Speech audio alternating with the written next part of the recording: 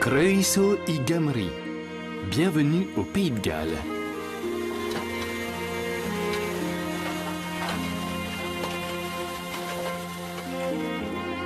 Un cadre naturel unique, où l'on croise un nombre record de trains historiques.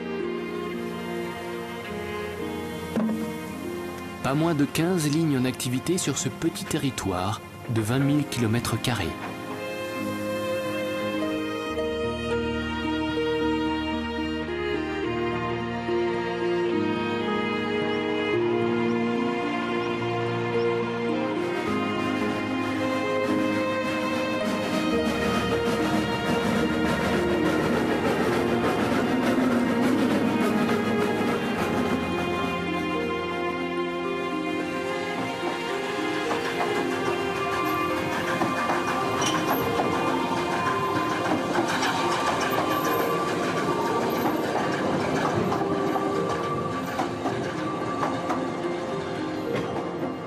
Le Pays de Galles est situé à l'ouest de l'Angleterre, au bord de la mer d'Irlande.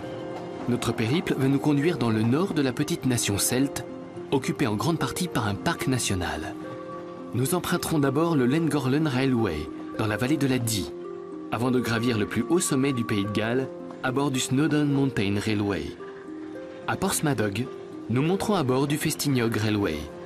Cette ligne rejoint pratiquement celle du Welsh Highland Railway, en provenance de Caernarfon. Le tronçon manquant doit être remis prochainement en fonction. Premier petit déjeuner avec les cheminots avant de monter dans le Llangollen Railway.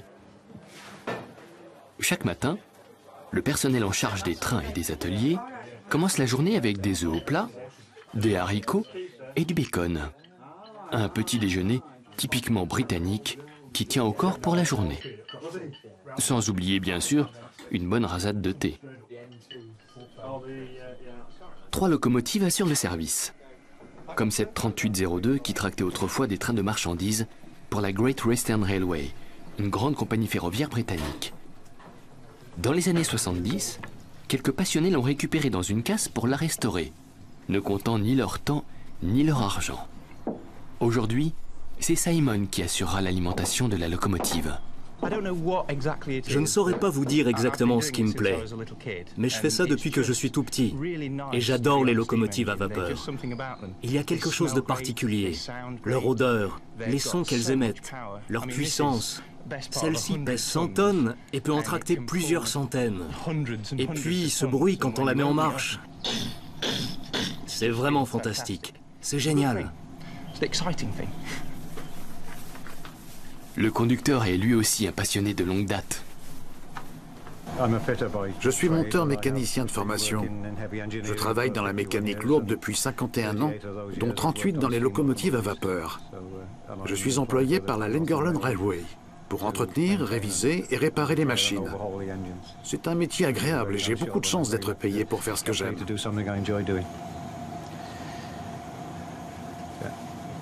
C'est bon, j'ai encore un petit coup de chiffon à donner.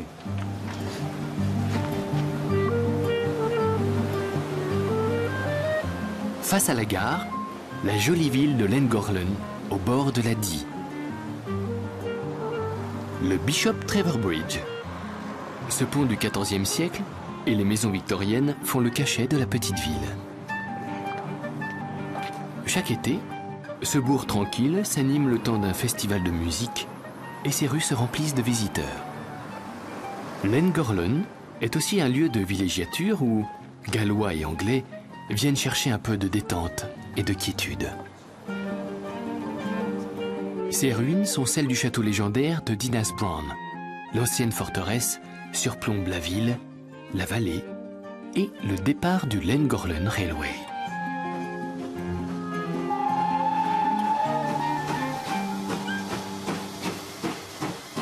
En 1862, la gare est rattachée à une ligne qui relie l'Angleterre à la côte ouest du Pays de Galles. Exploitée jusqu'en 1964, celle-ci est ensuite démantelée. Mais dans les années 70, la mode des trains historiques envahit la Grande-Bretagne et une association collecte des dons pour reconstruire une nouvelle voie ferrée au départ de Llangollen. 20 ans plus tard, Les 13 km de rails sont achevés et praticables.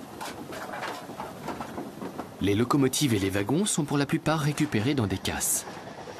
Aujourd'hui, le Llangollen Railway est une ligne privée qui propose toute l'année des expéditions à travers la pittoresque vallée de la Dee.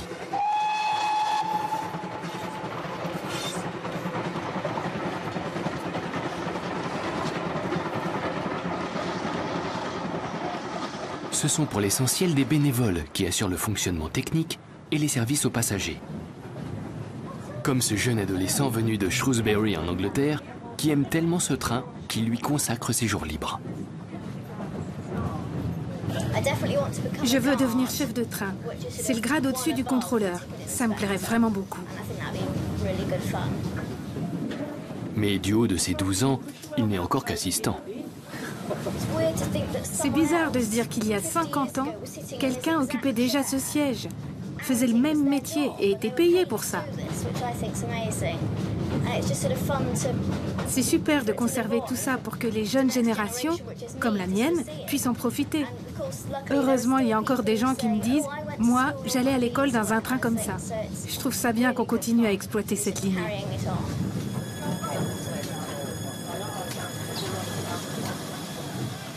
Il faut une bonne demi-heure pour atteindre le terminus Kerrog. Cette gare a vu le jour au XIXe siècle, à l'époque de la Great Western Railway. En gallois, le mot Kerrog désigne un torrent ou un ruisseau rapide. Un clin d'œil à la rivière Dee toute proche.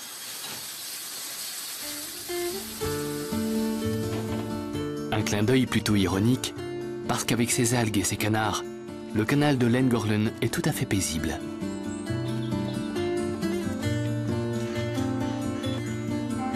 Au début de l'ère industrielle, on construit des canaux dans toute la Grande-Bretagne pour transporter des marchandises et des matières premières. Les narrowboats, de petits bateaux de 2,20 m de large tirés par un cheval, acheminent le charbon des mines galloises jusqu'en Angleterre.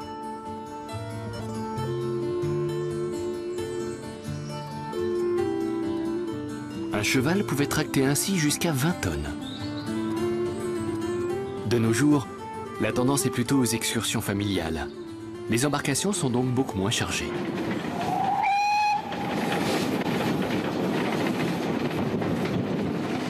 Entre-temps, la locomotive 3802 a fait demi-tour et rentre à Llangollen.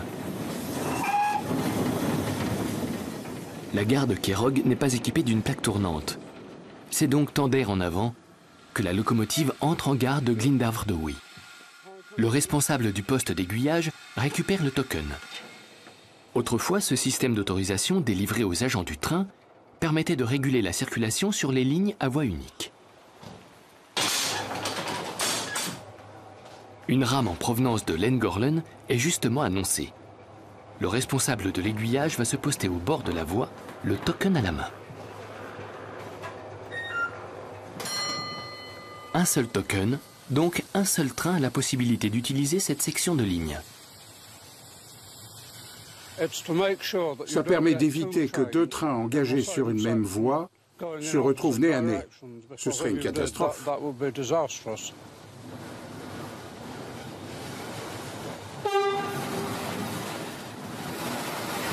Le passage de témoins peut se faire de différentes manières.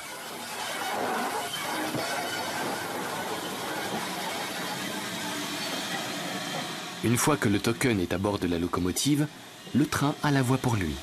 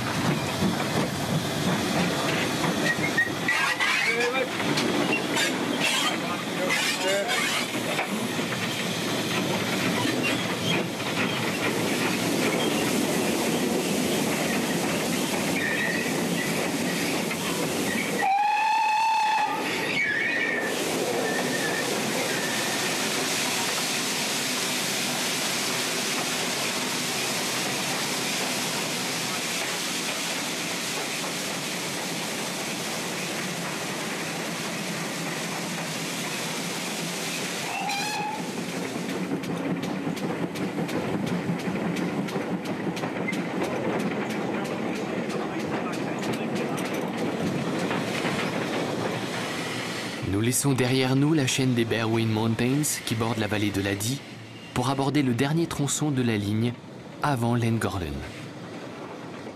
Le token change de main à la volée. Nous rejoignons alors un autre site touristique. L'aqueduc de Pontkaiseuche et son canal, achevé en 1805, sont inscrits au patrimoine mondial de l'UNESCO. La longue cuve de fonte enjambe la rivière Dee à près de 40 mètres au-dessus de l'eau.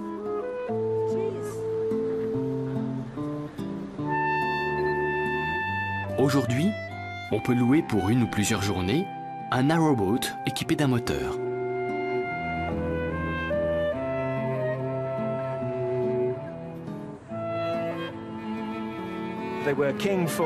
Ces bateaux ont régné pendant 50 ou 100 ans. Puis, au milieu du 19e siècle, le chemin de fer a fait son apparition. Il permettait de transporter de plus grandes quantités de marchandises pour le même prix. Un train à vapeur, avec 2 hommes à bord, pouvait tracter des centaines de tonnes de marchandises, contre une vingtaine pour ces bateaux. Leur âge d'or a donc été de courte durée, et leur déclin s'est poursuivi au XXe siècle. On les redécouvre aujourd'hui, à des fins touristiques uniquement. Retour sur les rails. Un étonnant convoi circule sur la ligne de Llangorren. Il s'agit d'un autocoach. Ce type de rame réversible était utilisé par la Great Western Railway sur les trajets courts, afin d'éviter les longs changements de locomotive au terminus. Un poste de conduite est installé dans chaque voiture pilote, tandis que la locomotive située au milieu de la rame fournit la force motrice. Voici l'accélérateur qui sert à réguler la vitesse, qui est directement relié à la locomotive. Ça, ce sont les freins pour arrêter la rame, le sifflet sur le toit et la cloche pour avertir les éventuels piétons au bord des voies. Il faut du monde pour entretenir un train comme ça. Et 2 conducteurs. L'un se tient dans la première voiture, l'autre dans la locomotive.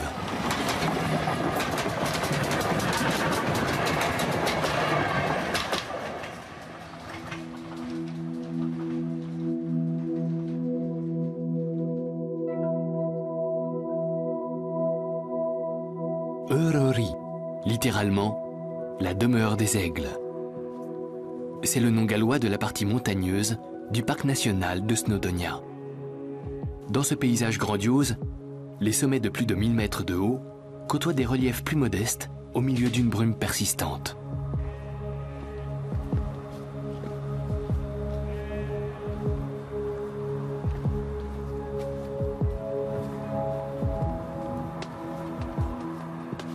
La voie serpente en redescendant du col vers Llanberis. C'est le point de départ du Snowdown Mountain Railway, peut-être la ligne la plus spectaculaire des îles britanniques.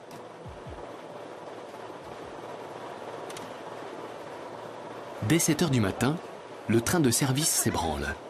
Direction le sommet du mont Snowdon, point culminant du Pays de Galles à 1085 mètres d'altitude. Il faut une locomotive à crémaillère pour gravir la forte pente. À bord, le personnel du restaurant d'altitude, les gardes-voies et les gardes forestiers du parc national.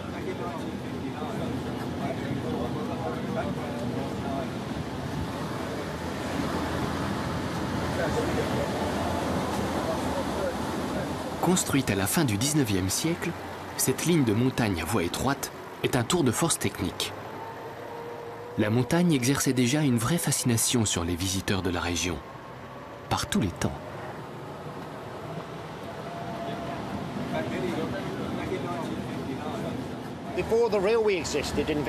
À l'époque victorienne, avant la création de cette ligne, l'ascension du mont Snowdon se faisait à dos de cheval, avec un guide. Il y avait une série de petits hôtels au sommet. Le train est entré en service en 1896 à des fins touristiques, et il est toujours exploité dans cet esprit aujourd'hui. À l'origine, les wagons étaient découverts. Vu le climat de la région, ce serait inimaginable de nos jours. Les gens devaient être plus résistants à l'époque. La locomotive diesel poursuit vaillamment sa route. Nous abordons le dernier tiers de la montée. Là, on arrive à la partie la plus raide. Ce n'est pas plus mal qu'il y ait de la brume. Ça empêche de voir les apics.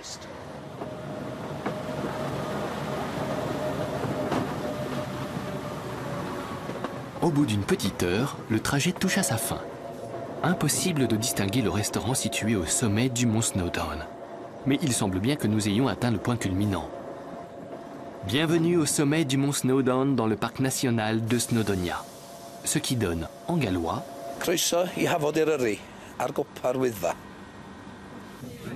les visiteurs affluent par train entier toutes les demi-heures. Cette fois, c'est une locomotive à vapeur qui a gravi la montagne. 1000 mètres de dénivelé en 7 km et demi seulement. La performance est impressionnante.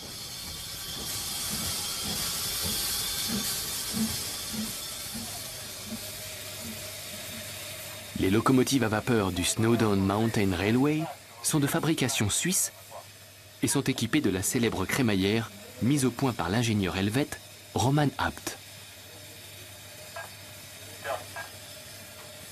Mais n'est-il pas difficile de les piloter dans cet épais brouillard? Non, il n'y a pas de problème.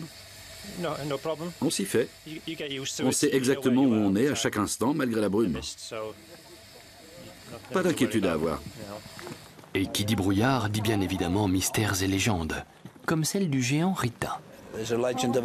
Une légende parle d'un géant sanguinaire qui vivait ici et portait les cheveux de ses victimes autour des épaules, comme un châle. C'est ce qu'on raconte. Il paraît aussi que le roi Arthur reposerait dans une grotte quelque part par ici. Là encore, ce n'est bien sûr qu'une légende. 15 mètres au-dessus de la gare, le sommet du mont Snowdon offre un panorama éblouissant. Du moins, quand le beau temps est de la partie.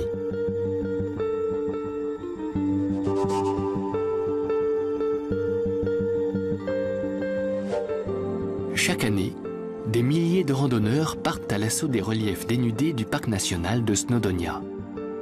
Beaucoup de cordées d'alpinistes se sont entraînés ici, comme celle de Sir Edmund Hillary, avant son ascension de l'Himalaya.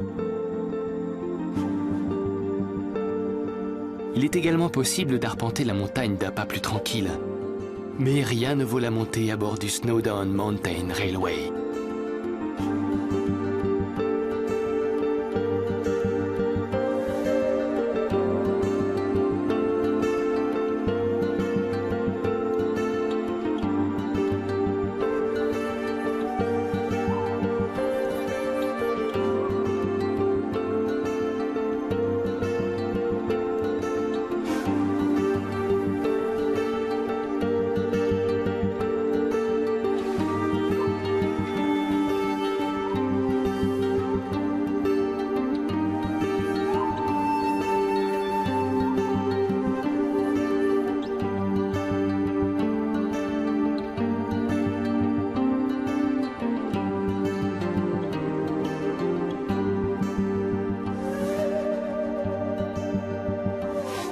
Le train s'enfonce dans la brume. Le sommet du mont Snowdon n'est, paraît-il, visible qu'un jour sur 10.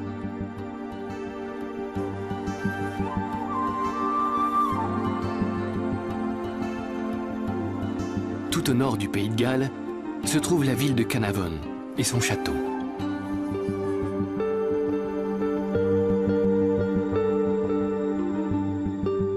Si la ville est un bastion des nationalistes gallois, son château symbolise l'hégémonie anglaise. Construit au XIIIe siècle par Édouard Ier d'Angleterre, il a vu naître son fils Édouard II, premier prince anglais à porter le titre de prince de Galles. Près de 700 ans plus tard, un autre prince reçoit ce titre dans l'enceinte de la forteresse.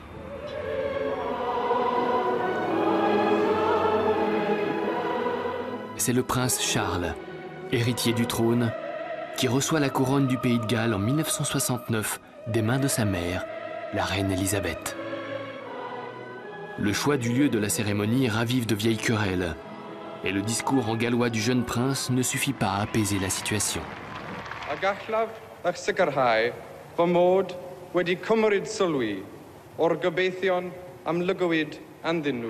Les émeutes en marge de la cérémonie feront 2 morts.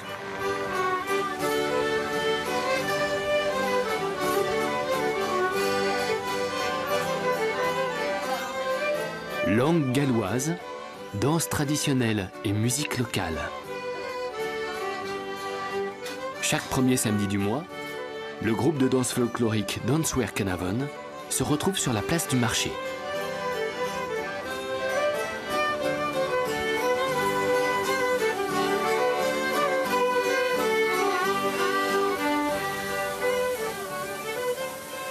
La ligne du Welsh Highland Railway part de Carnarvon pour gagner les hautes terres du parc de Snowdonia. 2 trains historiques y circulent, exploités par la Festiniog Railway Company. Construite à l'époque de la reine Victoria, ces voies étroites servaient à l'origine à acheminer vers la côte l'ardoise extraite dans les mines des montagnes. Un peu partout dans le nord du Pays de Galles, on croise des terrils, parfois partiellement recouverts d'herbe.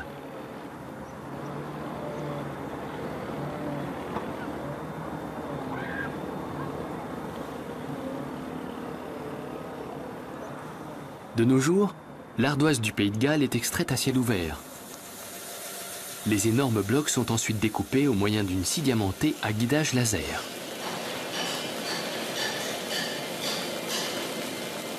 Mais pendant 2 siècles, on a extrait la roche dans de vastes mines souterraines.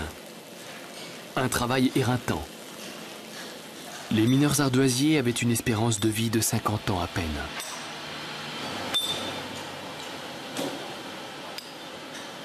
Harold Daniels connaît parfaitement les conditions de vie des mineurs d'autrefois. Son grand-père était l'un d'eux.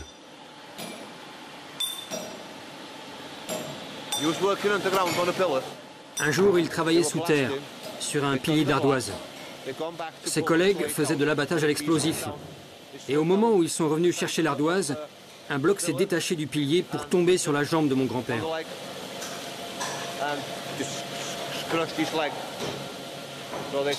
Ils l'ont ramené chez lui et sont allés chercher un médecin. Mais il n'y avait rien à faire. Il a fallu lui amputer la jambe. L'opération s'est faite à la maison, sur la table de la cuisine. Il n'y avait pas d'hôpital à l'époque. Il s'en est remis. Et la paroisse a fait une collecte pour réunir de quoi lui acheter une jambe de bois. Il a retrouvé son emploi à la mine et il est resté jusqu'à sa retraite à 65 ans. À partir de 1960, les mines d'ardoise commencent à fermer. Actuellement, le Pays de Galles ne produit plus que de faibles quantités pour faire des toitures et des dalles. Quand j'ai commencé, il y avait 170 personnes qui travaillaient ici. Aujourd'hui, on est 18. On importe beaucoup d'ardoise de Chine, d'Espagne, d'Inde, du Brésil et du Canada. On est donc en concurrence avec d'autres marchés. Mais l'ardoise du Pays de Galles, c'est la meilleure. Il n'y a pas mieux au monde. Et je ne dis pas ça parce que je vis ici et que j'en produis. C'est vraiment la meilleure. À Dinas, près de Carnarvon, se trouve le hangar du Welsh Highland Railway, où l'on est justement en train de préparer 2 locomotives pour le départ. Ces machines Gerrat, qui ont longtemps roulé en Afrique du Sud, sont les plus imposantes à pouvoir circuler sur des voies étroites. Et la numéro 87 arbore des couleurs inhabituelles. Au temps du noir et blanc, on appliquait sur les locomotives une peinture grise spéciale pour les mettre en valeur sur les photographies. Ce principe a été repris lors de la restauration récente de cette vieille dame.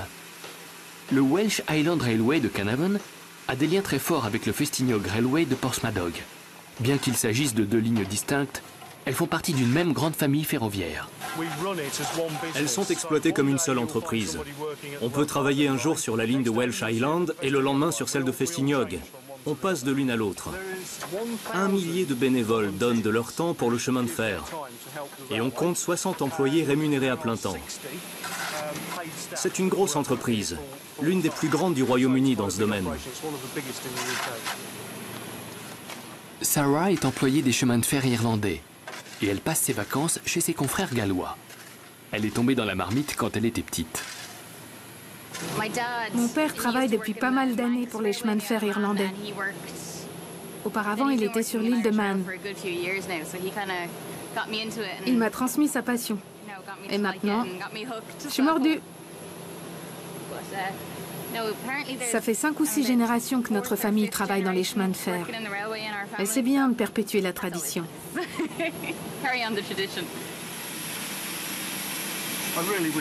J'aurais préféré qu'on ne la peigne pas en gris. Il faut des heures pour la nettoyer. Mais c'est une très bonne idée marketing. Parce que c'est une couleur inhabituelle. On en a beaucoup parlé dans la presse. La plupart des amateurs de trains du pays connaissent maintenant cette locomotive. C'est celle qui a une drôle de couleur grise. L'autre locomotive est prête à partir.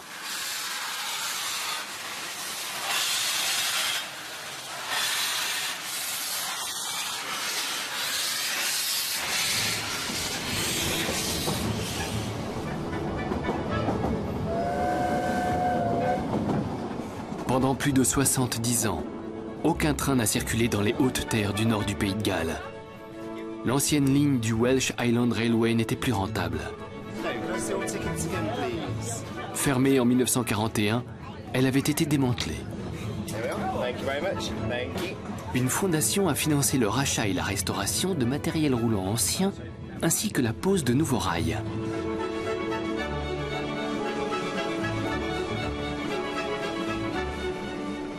Depuis 1997, plusieurs tronçons ont rouvert successivement afin de faire circuler ce train historique dans ce cadre superbe.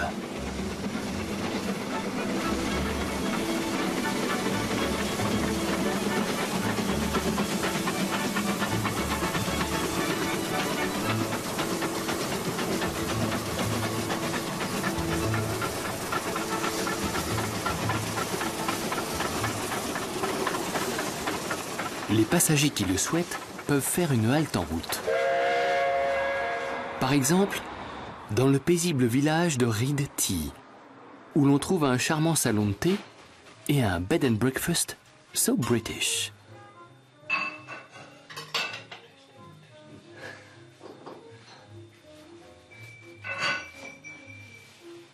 Minnie est néerlandais. Pendant 19 ans, il a vécu aux Pays-Bas avec sa compagne anglaise Emma et voyagé dans le monde entier. Un beau jour, le couple a décidé de changer de vie. Inspirés par leur séjour en Grande-Bretagne, ils ont eu envie d'ouvrir un bed and breakfast avec salon de thé. Ils proposent ici des petits plats et une atmosphère conviviale.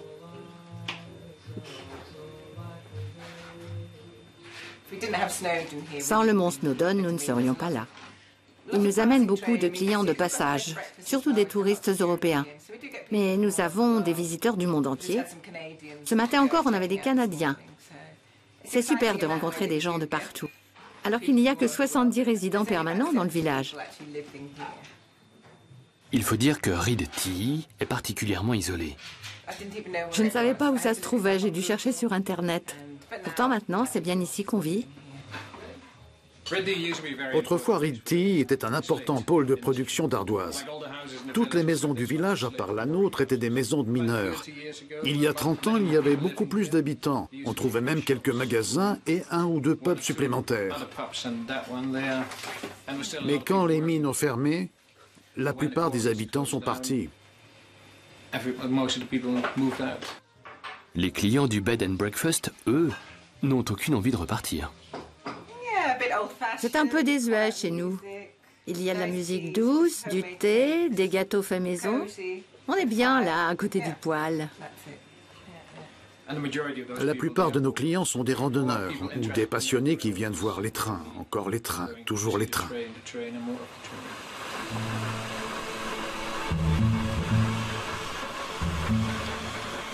La locomotive à la drôle de couleur grise est enfin partie.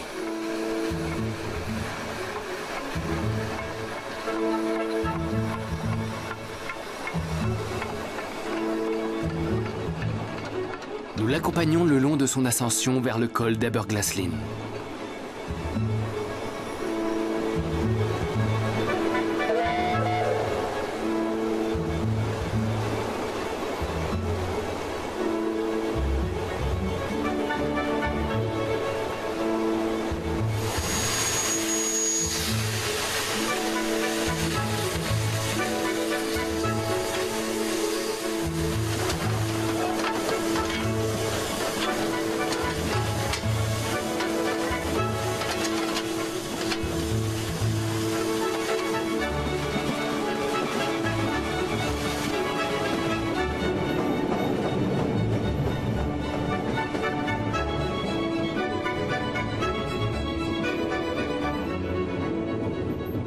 Le Welsh Highland Railway fait aujourd'hui 36 km de long. Il manque encore un petit tronçon pour le compléter, rejoindre le Festiniog Railway et réaliser un vieux rêve. Relier par le rail les deux villes portuaires de Porthmadog et Carnarvon. Mais avant de chanter victoire, il faut répéter.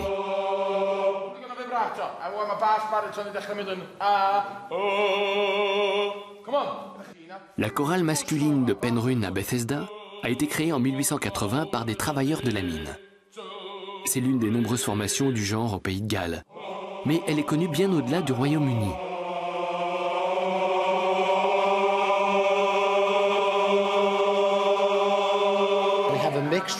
Nous avons un répertoire varié, mais nous chantons principalement des chants gallois.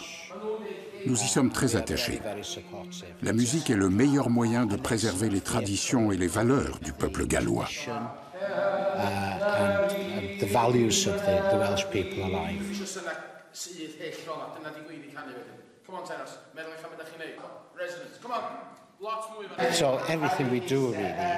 On ne parle qu'en gallois ici.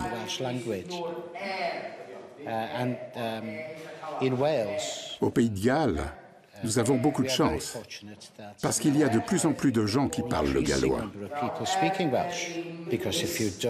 Quand on n'entretient pas une langue activement, elle tend à disparaître. Et la chorale entonne un hymne vibrant au doux Pays de Galles.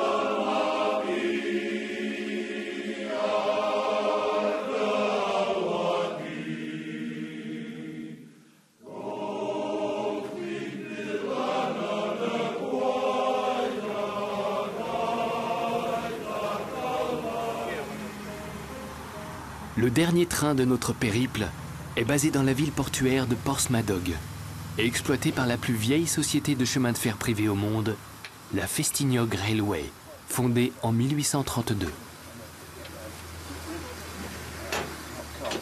Cette ligne, autrefois consacrée au transport de l'ardoise, voit depuis toujours circuler des locomotives extravagantes, les Double Fairlies. Elles tiennent leur nom d'un ingénieur écossais des chemins de fer, Robert Francis Fairlie.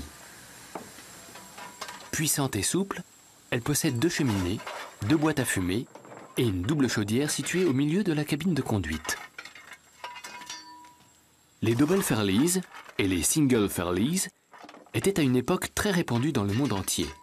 Mais le Festiniog Railway est la seule ligne où elles sont restées en service jusqu'à nos jours. Cette machine est un vrai dinosaure. Les Double Fairlies ont été les toutes premières locomotives articulées au monde. La première est arrivée ici en 1869 et depuis, 5 autres l'ont rejointe. Elle constitue notre marque de fabrique.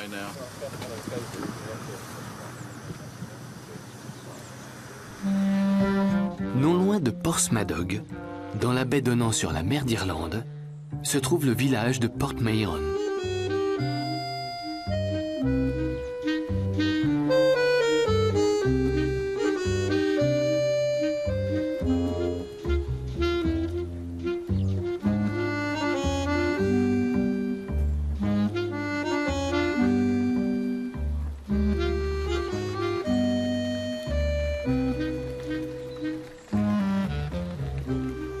On doit ce petit paradis d'allure méditerranéenne à l'architecte britannique Sir Clough William Ellis.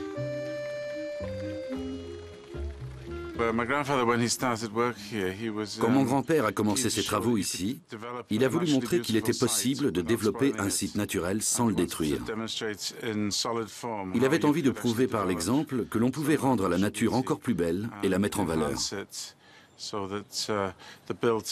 Il souhaitait que les constructions et l'environnement s'enrichissent mutuellement, afin de créer un ensemble harmonieux et bien intégré dans le paysage. Clough William Ellis a puisé son inspiration dans les couleurs, les formes, les édifices et les paysages observés en Italie. Après avoir collecté un peu partout des fragments de bâtiments destinés à la démolition, il commence en 1925 à concrétiser son rêve d'harmonie architecturale.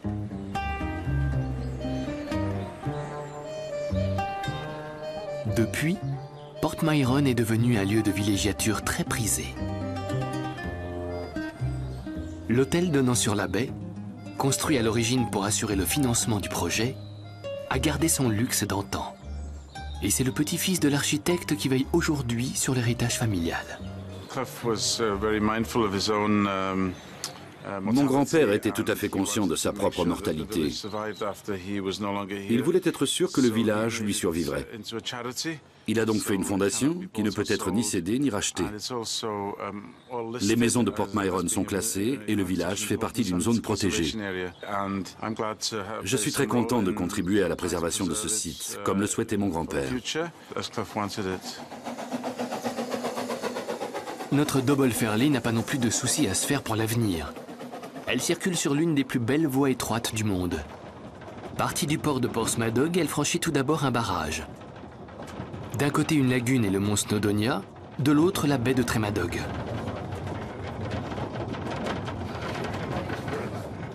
Le train passe ensuite devant Boston Lodge, l'atelier de réparation de la ligne. À l'origine, la rentabilité du Festignog Railway était liée à l'industrie ardoisière. Mais dès 1946, la ligne est condamnée à la fermeture. 9 ans plus tard, elle est reconstruite à des fins touristiques. À bord aujourd'hui, un passionné qui a contribué à sa restauration. Je vivais à Londres à cette époque. J'organisais des transports de bénévoles pour ceux qui voulaient venir travailler ici le week-end. Au début, on venait une fois par mois. Puis on a été assez nombreux et assez motivés pour venir tous les 15 jours. Ceux qui étaient mécaniciens de métier réparaient les locomotives. Les autres qui, comme moi, n'avaient pas de compétences techniques, apprenaient sur le tas en travaillant sur les voies.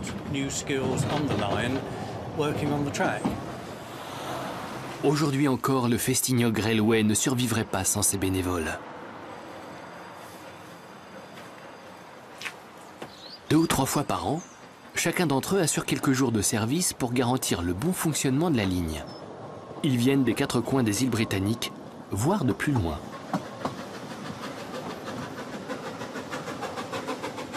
Les travaux de rénovation ont été très lourds et la ligne n'a rouvert que petit à petit.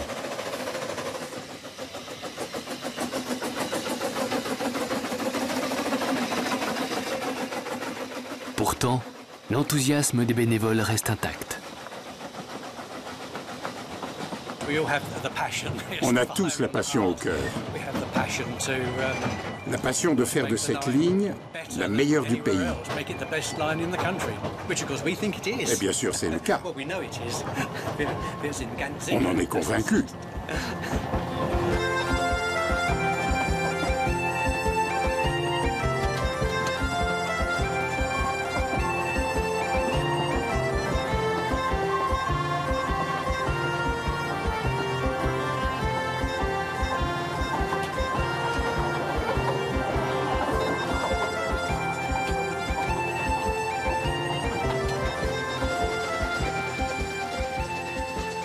Nous sommes partis de la côte, au niveau de la mer. À Blaenau Festignog, terminus de la ligne, notre Double Fairley aura parcouru 200 mètres de dénivelé.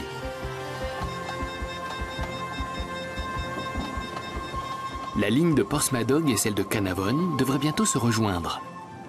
Le Festignog and Welsh Island Railway deviendra alors la plus longue ligne à voie étroite du pays.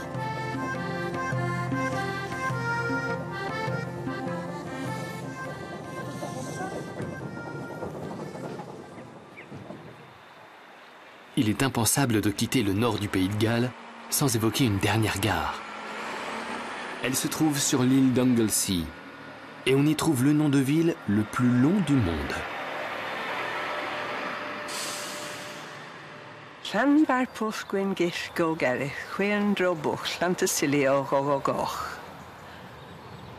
L'église de Sainte-Marie dans le creux du Noisetier Blanc près du tourbillon rapide de l'église de Saint-Isilio et de la Grotte Rouge.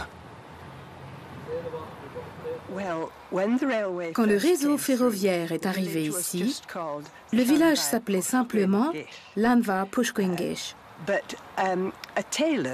Un tailleur du coin a eu l'idée de rallonger ce nom,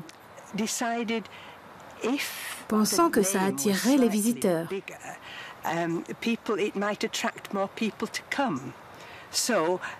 Il a donc inventé un nouveau nom, en s'inspirant du paysage alentour. Pour le courrier et les panneaux indicateurs, nous utilisons le nom d'origine. Mais à la gare, on a la version longue.